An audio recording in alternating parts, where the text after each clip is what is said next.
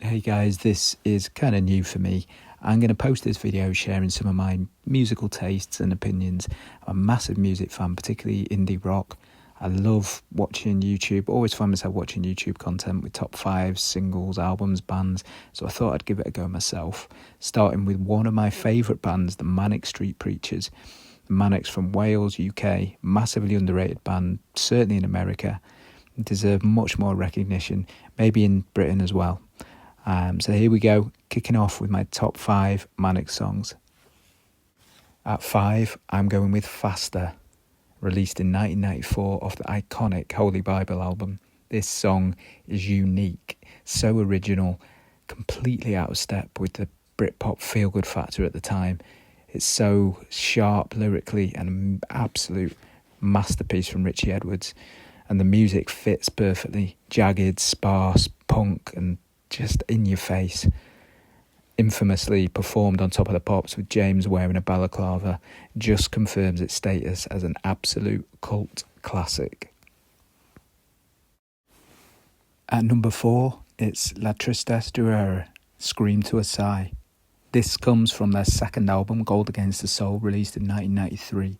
Written from the perspective of a war veteran, the direct translation of the song title is The Sadness Will Never Go. And not many bands can deliver this type of lyrical depth, accompanied by such melodic, catchy, well-crafted music. It almost has a early 90s baggy feel to it, and features a trademark James Dean Bradfield solo. The band have always been vocal about their lack of love for the Gold Against the Soul album, feeling that they drifted too far away from their roots, but most fans love the album, and for me, this track is the highlight. Number 3 is Motorcycle Emptiness, from the Manics debut Generation Terrorist, released in 1992.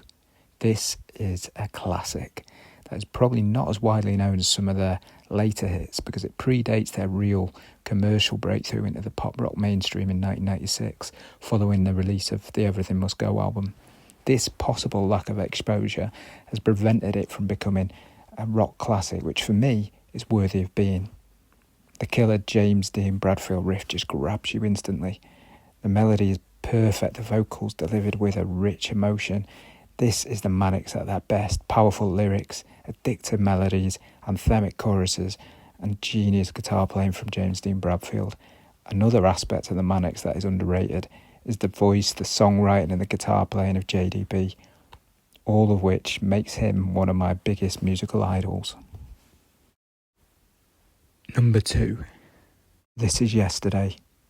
This is an album track from the Holy Bible, not released as a single, and it's definitely one of the lighter moments, it's fair to say, on an otherwise very dark album lyrically and musically.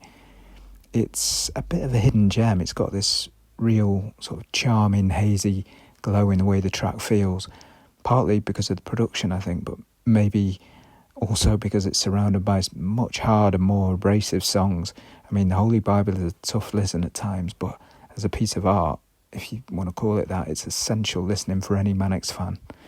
It's no coincidence, in fact, that this track is one of the few Holy Bible songs where Nicky Wire wrote the lyrics.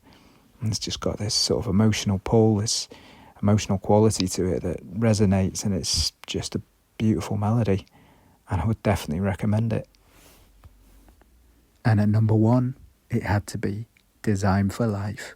In my opinion, the band's crowning glory. It was a real breakthrough track for the Manics, released in 1996 from the Everything Must Go album. It's more accessible than some of their earlier work, and released at a time when guitar music was at the peak of its popularity. It was a huge hit and gave the Manics a new fan base, opened the door to huge commercial success.